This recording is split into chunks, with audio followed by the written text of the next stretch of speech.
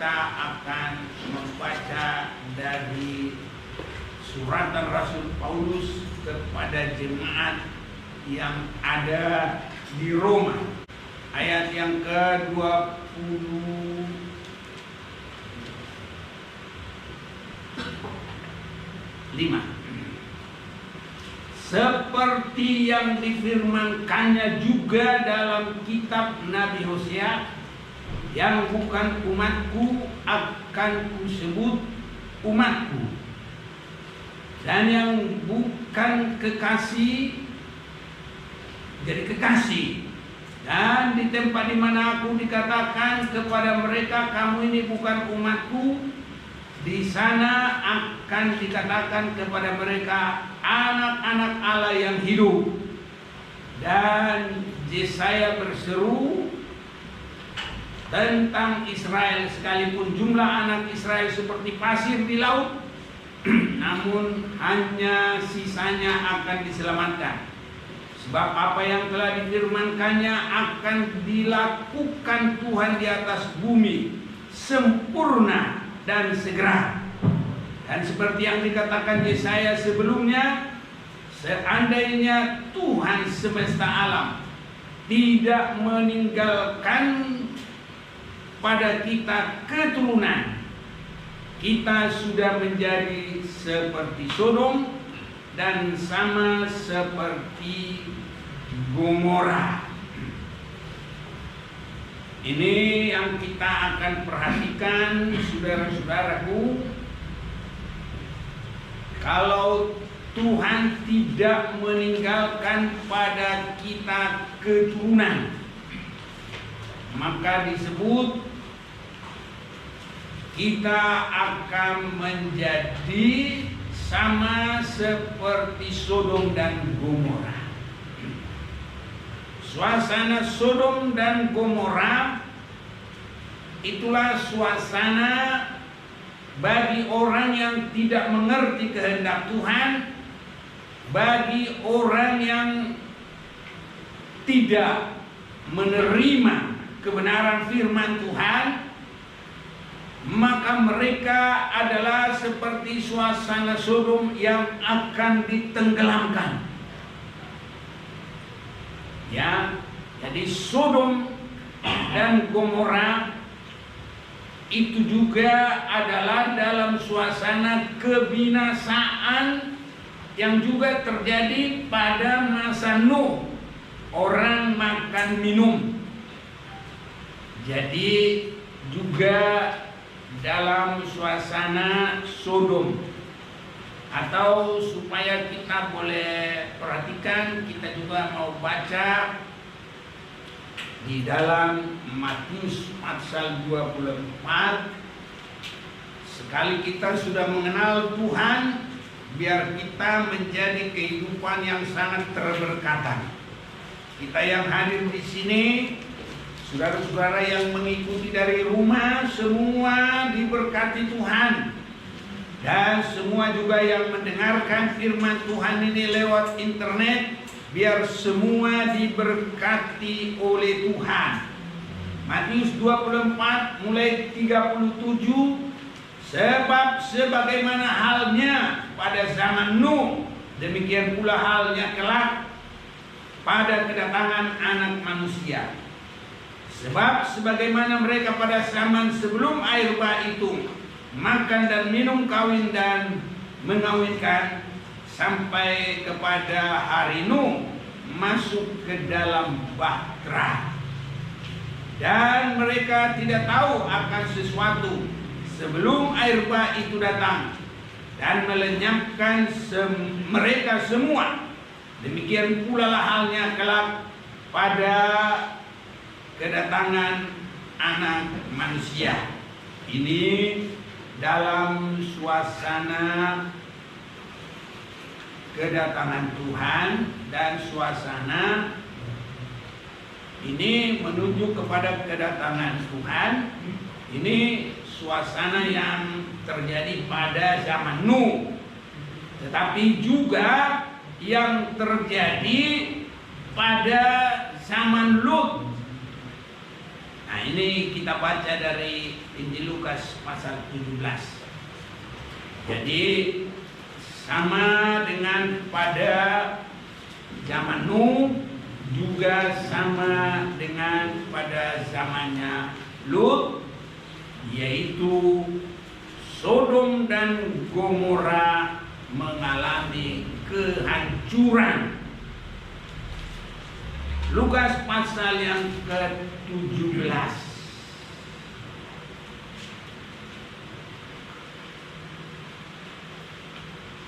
Dalam Lukas pasal yang ke-17 itu tentang kedatangan Tuhan.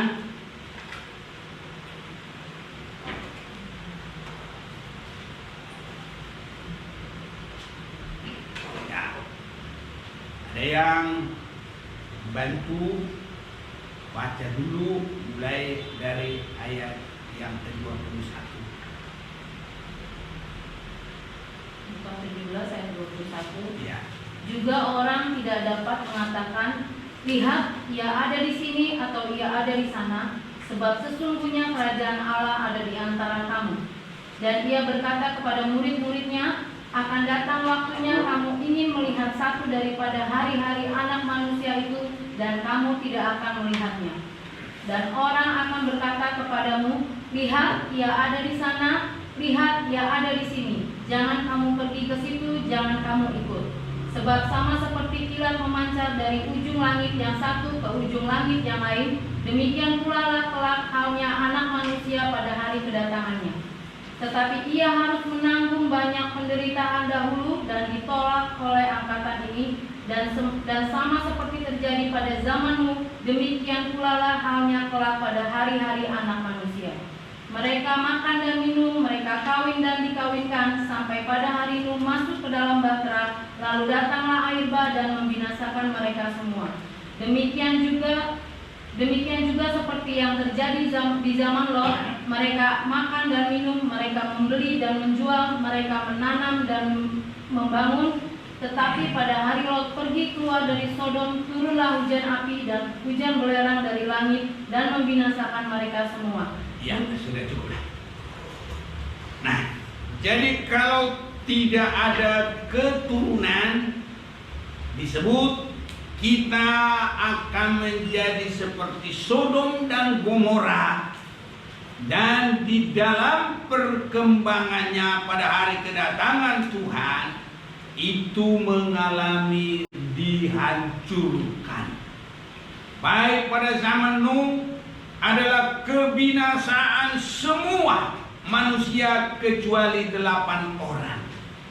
Demikian juga pada zaman Lut, semua Sodom dan Gomora dibinasakan. Bahkan hujan belerang, hujan api. Dan saat ini bekas-bekasnya itu adalah dalam perbatasan Yordania dan Israel yang disebut Laut Mati. Jadi sampai sekarang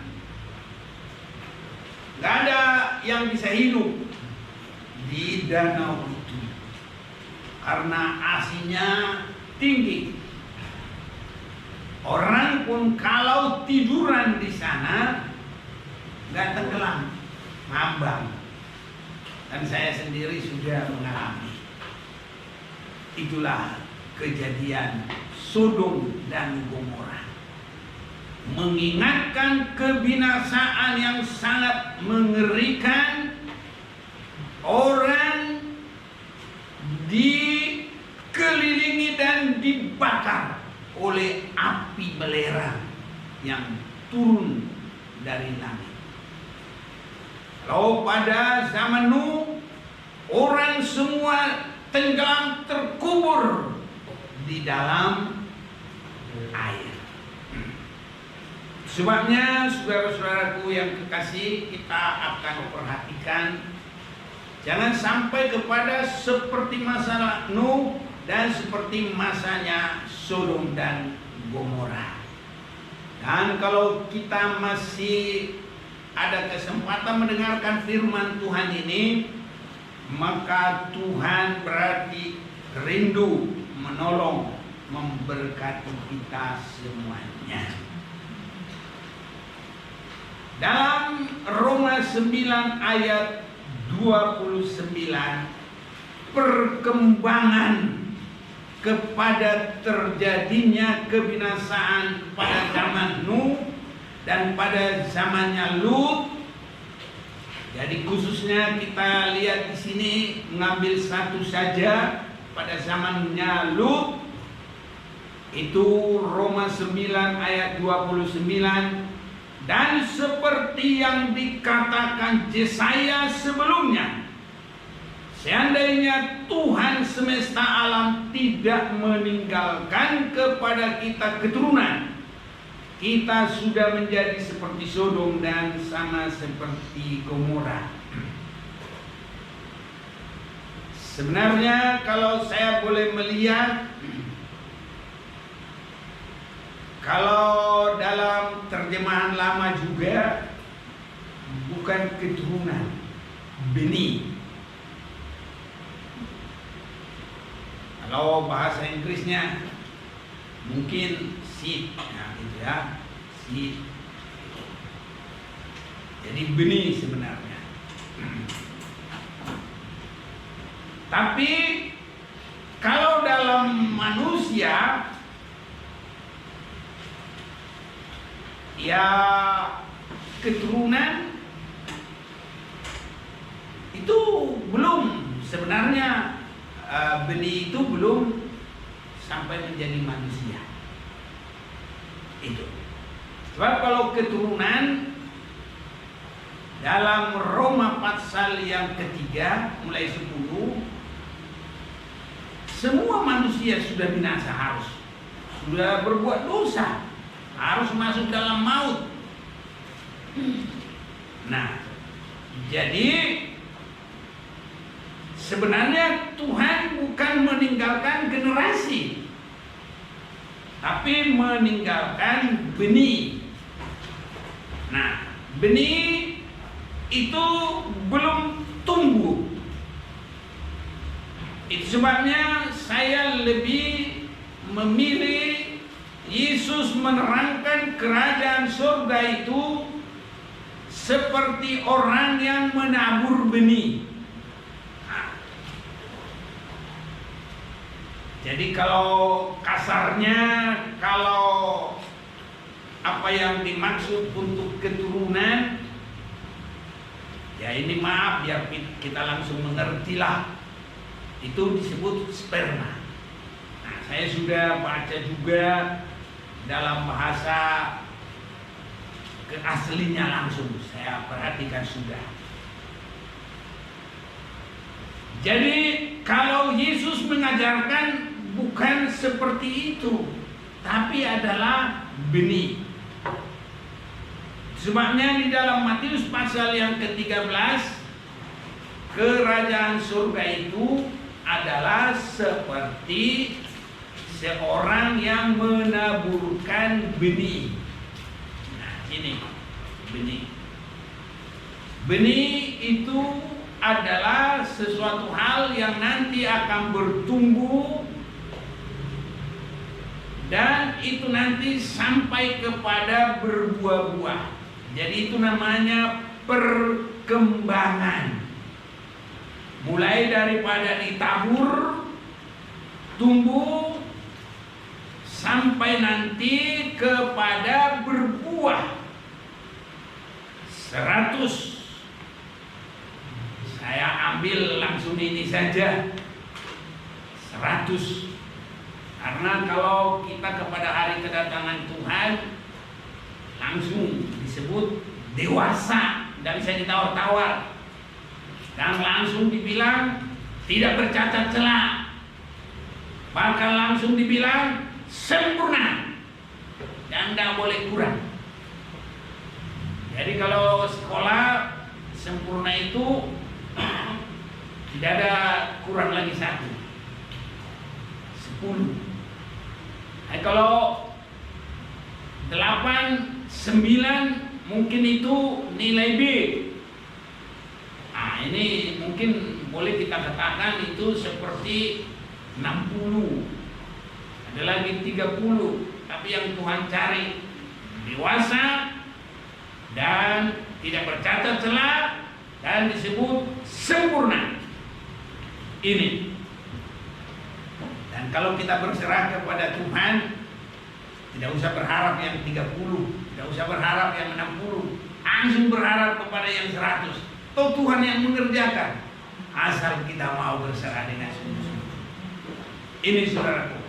Jadi saya lebih condong bukan keturunan, bukan benih manusia, tapi Yesus memberi kepada kita perumpamaan di dalam pasal 13 mulai ayat 1, perumpamaan tentang seorang penabur. Pada hari itu keluarlah Yesus dari rumah itu dan duduk di tepi danau. Maka datanglah orang banyak berbondong-bondong, lalu mengerumuni dia sehingga ia naik ke perahu dan duduk di situ, sedangkan orang banyak semuanya berdiri di pantai. Dan ia mengucapkan banyak hal dalam perumpamaan kepada mereka. Katanya, adalah seorang penabur keluar untuk menabur. Nah, ini saudara-saudaraku. Jadi Yesus yang menunjukkan kerajaan surga itu seorang penabur dan menabur benih dan sampai kepada berbuah 30, 60 dan 100. Tapi ada yang lebih pas saya lihat dalam satu perumpamaan biji sesawi. Nah, ini kecil, biji sesawi.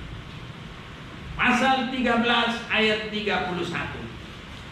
Yesus membentangkan suatu perumpamaan lain lagi kepada mereka, katanya, hal kerajaan surga seumpama biji sesawi.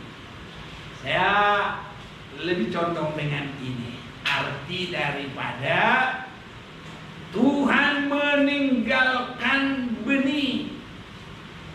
Nah, jadi kalau kepada manusia benih juga untuk keturunan, tapi benih ini untuk berhasilnya tanaman yang berbuah. Ini.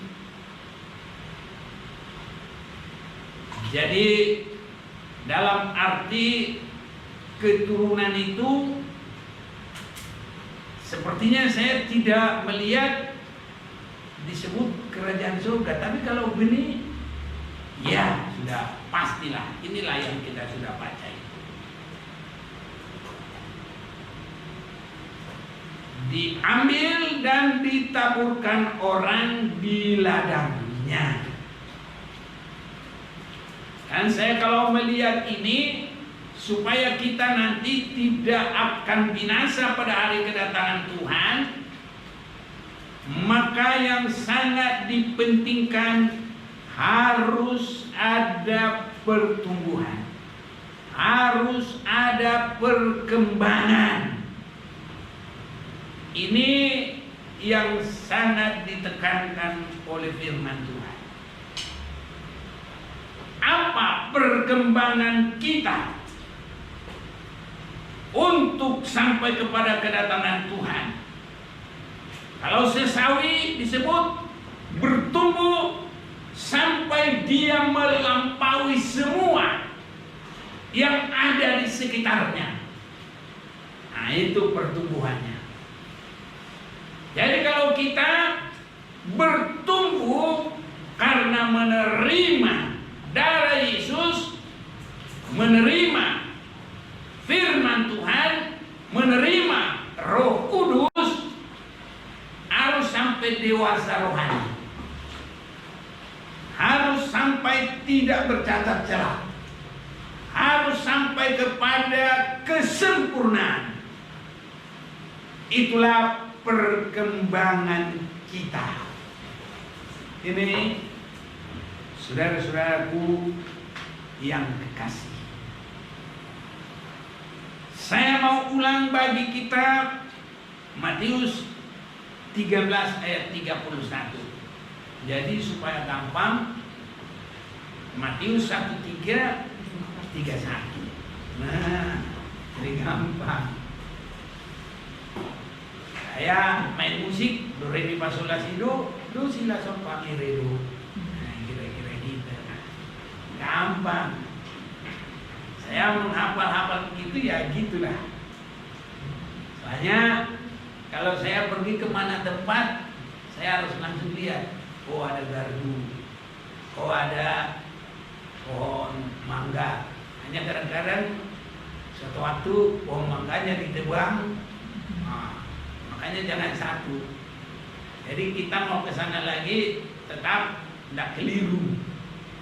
Ini saudara-saudara. Jadi cara saya untuk mengingat yaitu Matius 1:3 ayat 31.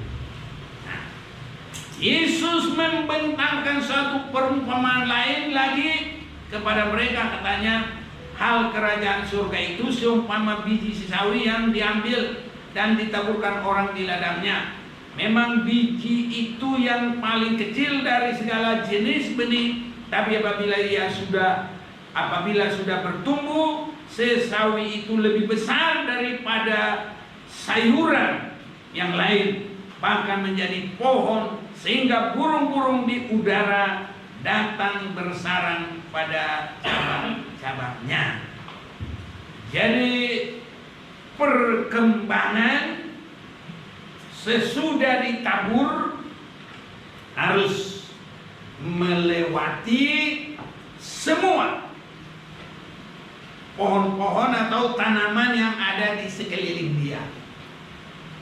Jadi artinya saudara-saudaraku, kekristenan kita nggak boleh bertahan dalam satu level, tapi kita harus bertumbuh dan berkembang. Ini kerajaan surga begitu, supaya kita tidak seperti Sodom dan Gomora yang akan dibinasakan. Jadi kita harus sampai siap bagi hari kedatangan Tuhan, bukan dibinasakan, tapi malah Tuhan berkata, mari masuk ke dalam kerajaan yang sudah disediakan bagimu. Amin, saudaraku.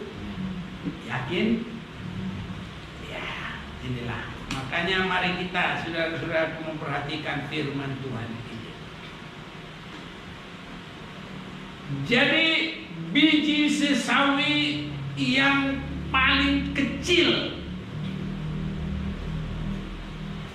di dalam kita, saudaraku, tidak ada kebenaran, sudah tidak ada kekudusan, hanya ada iman yang kecil. Ini pertamanya, saudara. Tapi kalau iman itu hidup, bertumbuh, tidak mustahil iman kita seperti Bapak Abraham. Haleluya, saudaraku. Ya, harus begitu. Itu sebabnya kalau orang tidak bertumbuh itu sedih, saudara-saudaraku. Saya kalau memperhatikan di dalam firman yang kita sudah dengar ini, nanti disebut mereka itu kalau dia tidak mau berkembang, tidak mau memperhatikan perkembangan, nanti dia menjadi punya mata tidak melihat, punya telinga tidak mendengar. Nah, dan kalau lebih lagi kepada yang lebih sangat tidak menyenangkan, Tuhan bisa mengeraskan hatinya seperti Raja Firaun. demikian, ini saya semakin lihat rahasia firman Tuhan. Oh, karena pohon mana yang terlebih dahulu tinggi, dia akan menghambat perkembangan di sekitarnya. Itu sebabnya kalau padi-padi sempat tidak diambil rumputnya, bahasa Batak marbako, nanti nggak bakal ada buah. Dia akan semakin mengecil, bisa-bisa mati, boro-boro berbuah. Karena apa? Rumput dengan padi itu selalu ya berlomba. Kalau padinya yang cepat, itu masih harapan untuk berbuah. Tapi kalau rumputnya yang cepat, padinya otomatis mengecil. Orang yang lahir di kota mungkin nggak mengerti. Tapi kalau kayak saya lahir di kampung, pasti ngerti. Jadi ini biji sesawi yang sangat kecil. Firman Tuhan mengatakan biji sesawi itu paling kecil dari segala jenis benih, tapi apabila sudah bertumbuh, sesawi itu lebih besar daripada sayuran yang lain. Apa artinya? Itulah perkembangan yang cepat. Ini harus terjadi di dalam kehidupan kita, saudara-saudara. Sebab kalau tidak demikian nanti, maka apa yang ada di sekitar kita ini, kalau umpamanya seperti itu taburan benih, maka yang ada di sekitar kita ini nanti yang mematikan benih iman dan kerohanian yang bertumbuh sampai suka firman Tuhan. Karena pertumbuhan itu ada pupuk, ada makanannya. Ini saudara-saudaraku, jadi yang menjadi lawannya itu, kalau kerohanian itu adalah iman, ada harap, ada kasih, itu yang bertumbuh, dia akan baik.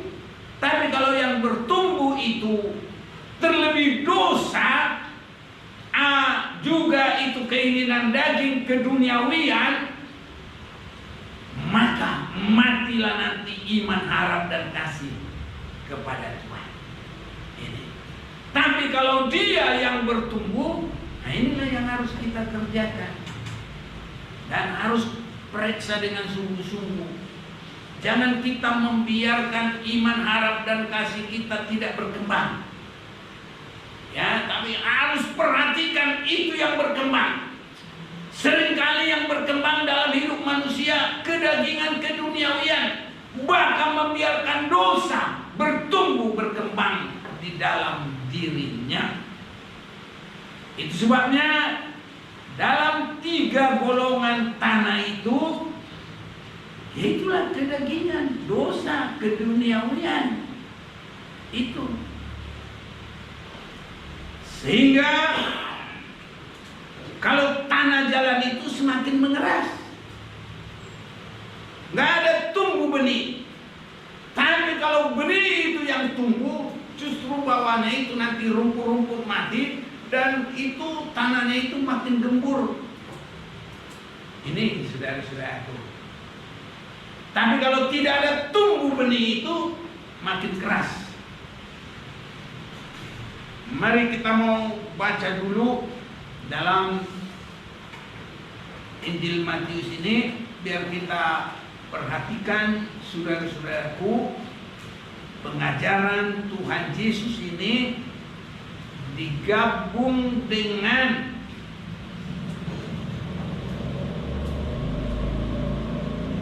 mari saya Atau ada yang bantu baca ayat 13, ada yang bisa? Matius 13. Matius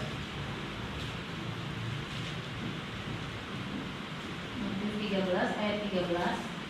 Itulah sebabnya aku berkata-kata dalam perumpamaan kepada mereka, karena sekalipun melihat mereka tidak melihat, dan sekalipun mendengar mereka tidak mendengar dan tidak mengerti. Ya, ini yang tidak ada di dalam dirinya benih. Sebabnya walaupun benih itu sekecil apapun, apa yang ada pada kita, iman dan kerinduan, itu yang pertama, yang paling kecil. Ada kerinduan, ada iman, walaupun itu kecil. Itu sebabnya walaupun imanmu sekecil apa? Ini sesakui. Ini harus ada pada kita. Haleluya. Dan itu harus berkembang. Kalau kecil terus sebiji sesawi ya nggak bisa. Nah, artinya ini saudara-saudaraku, saya semakin lihat firman Tuhan baru dan terkagum-kagum. Ya. Jadi tadi saya mulai mengerti, menangkap isi hati Tuhan. Jadi berarti bukan keturunan. Karena tadi saya sudah terangkan kalau keturunan itu dalam manusia itu, ya itu tadi. Nah, tapi bukan itu, tapi adalah benih. Itu sebabnya dalam perjanjian lama juga, bukan perjanjian lama, ejaan lama. Saya juga bingung. Sudah ada ejaan lama begitu sudah bagus kok ditukar lagi. Nah, sehingga kita baca tadi, kalau tidak meninggalkan keturunan. Sebenarnya kalau yang sebenarnya itu benih. Benih. Dan saya sudah lihat juga apa yang paling kecil pada kita, yaitu iman. Nah, tapi kalau itu berkembang sampai bisa memindahkan luar biasa. Ya. Itu sebabnya aku berkata dalam perumpamaan kepada mereka, karena sekalipun melihat mereka tidak melihat, dan sekalipun mendengar mereka tidak mendengar dan tidak mengerti. Jadi harus ada ini pada kita yang berkembang. Di mana perkembangan kita? Terus kerinduan itu. Kerinduan kepada kebenaran, kerinduan kepada kekudusan, kerinduan untuk beribadah, kerinduan untuk melayani, kerinduan untuk hidup dalam kehendak Tuhan. Ini harus ada pada kita. Kalau tidak ada itu, Yesus akan berkata di dalam ayat 11, kepadamu diberi karunia untuk mengetahui rahasia kerajaan surga, tapi kepada mereka tidak. Jadi hanya kepada mereka yang rindu, itulah murid. Murid itu sudah rindu. Murid itu sampai bertindak. Murid itu sampai berani meninggalkan semua. Ini saudara-saudara. Itu sebabnya saya perhatikan, kalau jadi orang Kristen nggak ada kerinduan, nggak ada kesungguhan, nggak kelihatan kerinduannya, nggak bakal bisa, saudara. Kalau orang juga cari Tuhan hanya untuk berkat dunia. Saya kadang-kadang dengar khotbah, bagus-bagus kelihatannya, tapi tidak ada rahasia kerajaan surga. Tidak mengerti sampai menembus kepada sasaran. Sayang saudara-saudara. Itu sebabnya di akhir zaman ini yang meninabobokan itu justru khotbah-khotbah yang tidak membawa terobosan. Benih yang sangat kecil itu, benih sesawi itu harus dibawa berkembang sampai kepada kesempurnaan. Saya kadang-kadang dengar di khotbah dari awal sampai akhir, ya semua sekitar di dunia ini saja, berida-rida.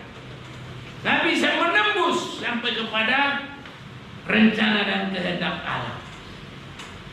Orang yang menyampaikan itu dan orang yang mendengar sama-sama yang buta.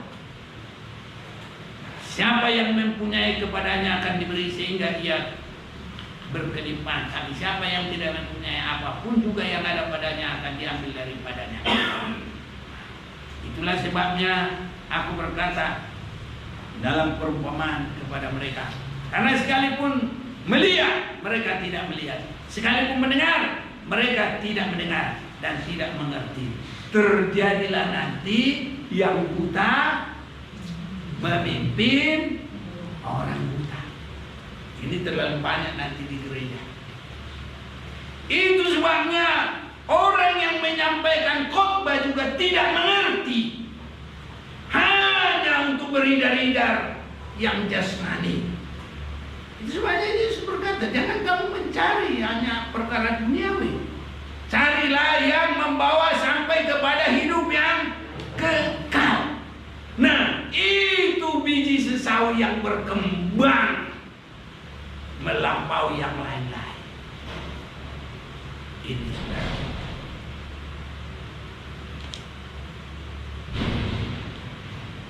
Sebab atau saya baca lagi. Coba tuh 14 ya. 14. Ayat 14. Ya. Maka pada mereka genaplah nubuat Yesaya yang berbunyi, kamu akan mendengar dan mendengar, namun tidak mengerti. Kamu akan melihat dan melihat, namun tidak menangkap. Terus. Sebab hati bangsa ini telah menebal dan telinganya berat mendengar dan matanya melekat tertutup, supaya jangan mereka melihat dengan matanya dan mendengar dengan telinganya dan mengerti dengan hatinya, lalu berbalik sehingga aku menyembuhkan mereka. Terus. Tetapi berbahagialah matamu karena melihat dan telingamu karena mendengar. Sebab aku berkata kepadamu, sesungguhnya banyak nabi dan orang benar ingin melihat apa yang kamu lihat tetapi tidak melihat, dan ingin mendengar apa yang kamu dengar tetapi tidak mendengarnya. Karena itu dengarlah arti perumpamaan penabur itu. Sudah cukup dulu. Haleluya. Kiranya benar-benar Tuhan memberkati kita, saudara-saudaraku. Kita harus sampai mengalami perkembangan. Iman yang kecil itu harus penuh dengan kerinduan, seperti murid. Jadi kita harus tampil beda sekarang. Kalau hanya ikut-ikutan, nggak ada artinya. Nanti tambah keras, tambah keras. Kalau pepatah dari orang-orang di dunia, arang habis, besi tidak hancur, bisa dibentuk. Ini. Jadi nanti sampai kapanpun. Nah ini malah lama-lama bukan lagi keras saja seperti jalan, Tuhan sendiri yang mengeraskan sekalian. Ini saudara-saudaraku. Itu sebabnya kalau benih itu tidak tumbuh, ya, biji sesawi itu tidak tumbuh, ini sekitarnya itu tambah mengeras itu. Tapi kalau biji sesawi itu bisa melewati semua, ini bawahannya ini rumputnya mati, tanahnya juga semakin menarik air dan semakin gembur. Haleluya. Bisa menangkap artinya? Nah, kalau bisa menangkap artinya luar biasa. Jadi orang yang tidak sungguh-sungguh, tidak ada perkembangan, makin keras. Makin keras. Ya. Sebabnya jangan biarkan hati kita tanpa perkembangan. Tapi walaupun kerohanian itu sangat kecil, hanya bagaikan iman sebiji sesawi, berkembang, merindu, masuk semakin di dalam kekudusan, berlomba dengan keduniawian, berlomba dengan dosa, berlomba dengan kedagingan, iman yang bertumbuh, kasih yang bertumbuh, harap yang bertumbuh. Ini yang harus berkembang. Jangan kemalasan yang berkembang, jangan tidur yang berkembang. Jangan saudaraku, karena Tuhan sendiri akan membiarkan terjadi bagi mereka ya disebutkan tadi perumpamaan. Karena sekalipun melihat mereka tidak melihat. Jadi mata itu sudah mata dunia saja, gak bisa melihat kerajaan surga. Ini terlalu banyak itu. Itu sebabnya mulai dari sekarang ini mari harus bersungguh-sungguh. Yang berkembang dalam kita adalah iman yang sangat kecil itu tadi, yang sebiji sesawi. Dan itu dilanjutkan dengan pengharapan, dengan cinta kepada Tuhan, dengan penyerahan yang terus-menerus, sehingga kita masuk dalam kedewasaan, bertumbuh secara baik sampai berkembang, berbuah. Dan yang kita langsung sasaran kita harus sampai berbuah 100. Karena bagi hari kedatangan Tuhan 30, 60 itu enggak ada. Bagi hari kedatangan Tuhan dewasa, tidak bercacat celah, sempurna. Itu pada hari kedatangan Tuhan. Saudaraku, itu harus dimulai dari yang sangat kecil sekalipun berkembang, bertumbuh. Seringkali kalau kita nggak mau perhatikan diri kita, nggak ada perkembangan, nggak ada pertumbuhan, baik penyerahan, iman, baik kerinduan, baik kekudusan, hanya masih tetap pandangan mata ke dunia. Ini kalau dilihat burung dengan ayam, ayam hanya melihat dunia, saudaraku. Gak perlu dia melihat ke atas.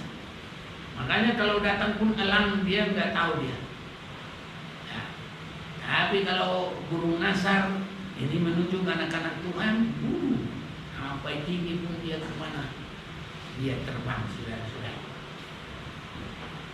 Ya, itu sebabnya saudara-saudaraku yang kekasih, kalau Tuhan tidak meninggalkan benih, apa yang menjadi benih yang ada pada kita?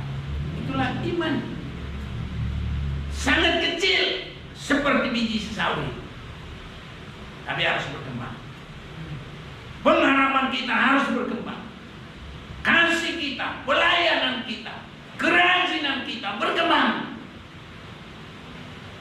Kalau nggak berkembang, saudara-saudaraku, nanti yang lain itu yang berkembang. Kalau kerohanian nggak berkembang, dosa yang berkembang, keduniawian yang berkembang. Dalam perkara-perkara yang bukan dalam Tuhan itu nanti yang berkembang. Buktinya, kalau mau cari Tuhan, ibadah susah, mikir. Tapi asal ada duit, ya di mana? Oh, sana, oh, ya, oke, siap. Langsung begitu. Jam 3 pagi ya, siap. Coba suruh kebaktian, datang jam 3 pagi. Apa? Ya ibadah. Ibadah apa? Ini itu. Sebabnya harus berkembang. Biji sesawi itu adalah bagaikan iman yang paling kecil, tapi harus berkembang. Ini. Jadi kita harus lihat iman kita ini berkembang enggak, kasih kita ini berkembang enggak, pengharapan kita, pelayanan kita, kerajinan kita harus lihat berkembang enggak. Sebab kalau di dalam Tuhan nggak ada istilah berhenti, saudaramu, stuck, nggak ada. Sama dengan bangsa Israel itu, aku mau di sini dulu, di sini dulu. Oh, Tuhan lihat kalau kelamaan dia di situ, suruh pergi oleh Tuhan. Nah, mari kita mau baca dulu sebentar dalam kitab Ulangan.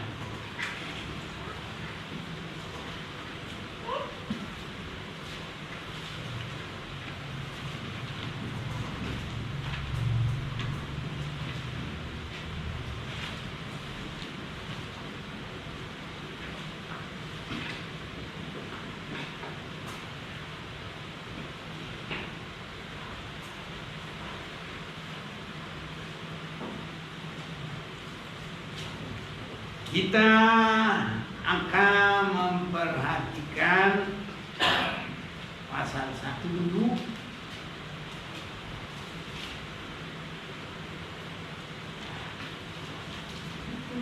Inilah perkataan yang diucapkan Musa kepada seluruh orang Israel di seberang sungai Yordan di padang gurun di Araba Yordan, di tentangan Suf antara Paran dengan Tofel, Laban, Zerot, dan di Jahab. Ada yang bantu baca? 11 hari perjalanan jauhnya dari Horeb sampai Kades Barnea melalui jalan pegunungan Seir. Pada tanggal 1 bulan 11 tahun ke-40 berbicara Musa kepada orang Israel sesuai dengan segala yang diperintahkan Tuhan kepadanya demi mereka, setelah ia memukul kepala Sihon raja orang Amori yang diam di Hesibon, dan Og raja orang Basan yang diam di Asitarot dekat Edrei di ya, kita perhatikan yang baik. Di seberang sungai Yordan di tanah Moab, mulailah Musa menguraikan hukum Taurat ini. Katanya, Tuhan Allah kita telah berfirman kepada kita di Horeb, demikian, telah cukup lama kamu tinggal di gunung ini. Majulah, berangkatlah, pergilah ke pegunungan orang Amori dan kepada semua tetangga mereka di Araba Yordan, di pegunungan, di daerah bukit, di tanah Negeb, dan di tepi pantai laut, yakni negeri orang Kanaan, dan ke gunung Libanon sampai Efrat, sungai besar itu. Saudaraku, pengalaman di dalam Tuhan itu pun nggak boleh berhenti. Apa artinya yang terjadi di akhir zaman ini? Contohnya, orang percaya, nah, untuk menyembuhkan, dia bilang karunia-Nya di situ saja, gak dikembangkan lagi. Padahal kita ini bukan hanya di situ, biarpun di dalam jasmani ini banyak kemajuan, rohaninya nggak maju, yang nggak bisa, jadi tinggalkan. Nah, jadi arti gunung Horeb ini sudah satu kemajuan yang luar biasa. Karena apa? Mesir sudah ditinggalkan dan Laut Kolsom sudah diseberangi. Baru habis itu berkembang masuk di Horeb. Apa yang terjadi? Menerima hukum-hukum Tuhan. Haleluya. Tapi sasaran bukan itu saja, masih harus sampai ke tanah Kanaan. Makanya banyak nanti gereja-gereja seperti spesialisasi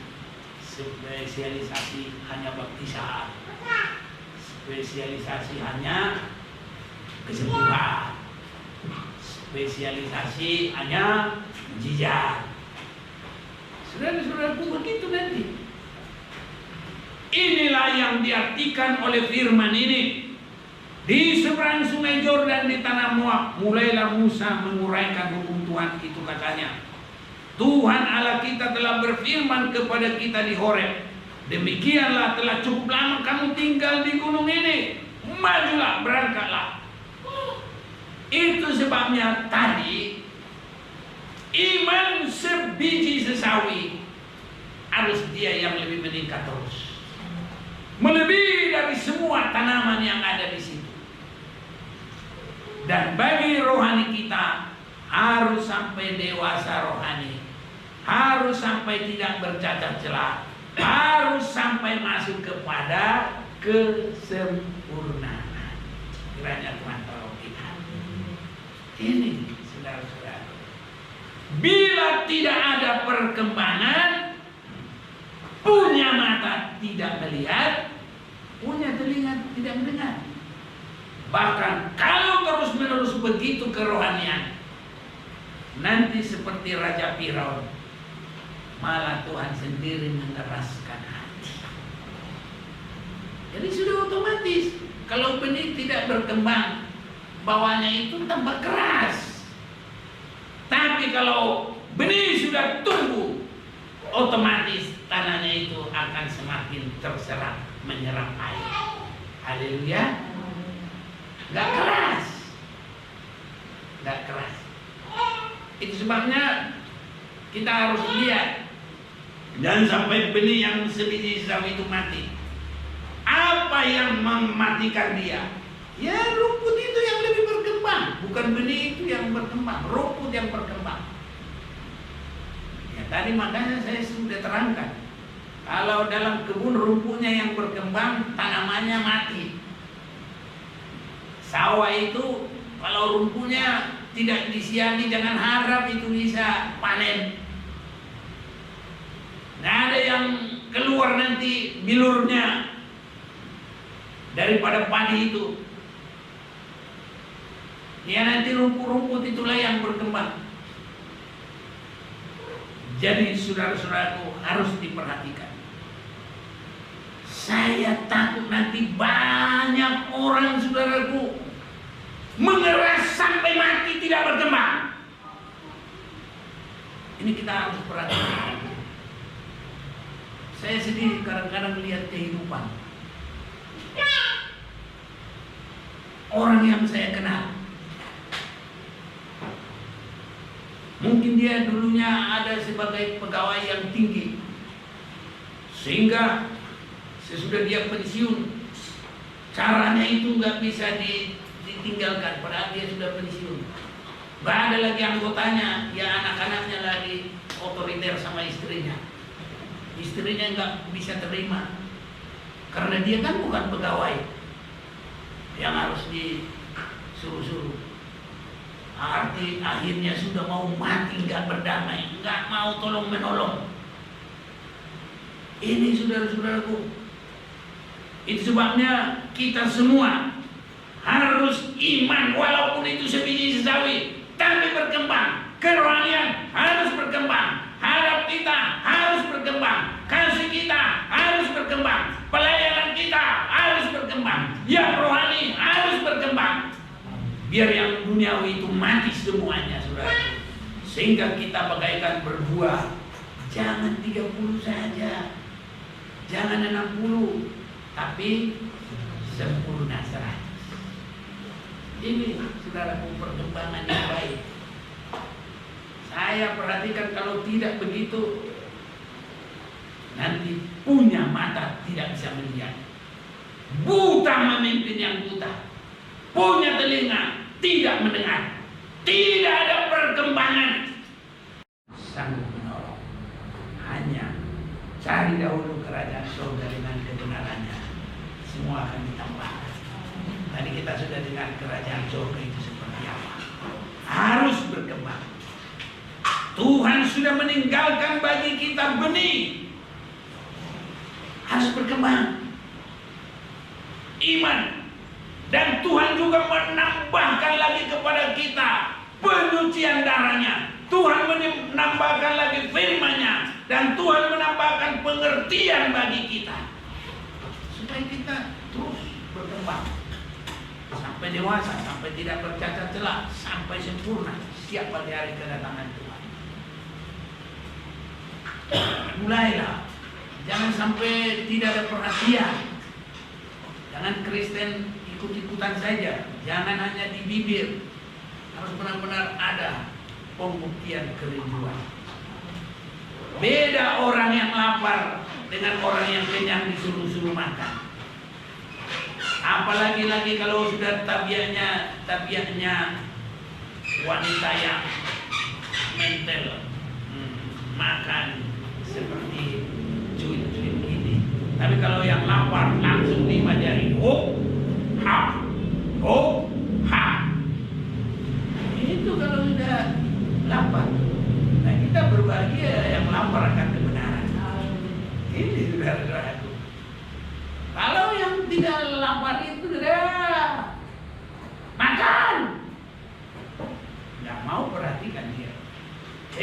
ibadah ya biasa-biasa aja saudaraku. Perhatiannya kemana-mana, badannya aja datang kebaktian. Dan tidak terjadi perkembangan. Jadi arti dari benih itu harus berkembang. Walaupun sangat kecil, sebiji sesawi, tapi harus berkembang. Ini harus ada pada kita saudara-saudaraku. Dan kalau kita mau berkembang, Tuhan akan memberi kesempatan bagi kita sampai kita mencapai sasaran. Kalau manusia seperti Adam dicipta sampai sempurna. Nah ini. Jadi kalau benih, yaitu tadi biji sesawi sampai melampaui yang lain, tinggi saudara-saudara. Jadi berhasil. Semua kita biar sangat diberkati oleh Tuhan.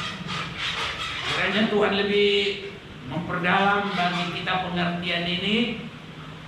Dan itu sebabnya saudaraku, sekali kita belum tentu nampung. Kalau kita bisa nangkap 30%, luar biasa.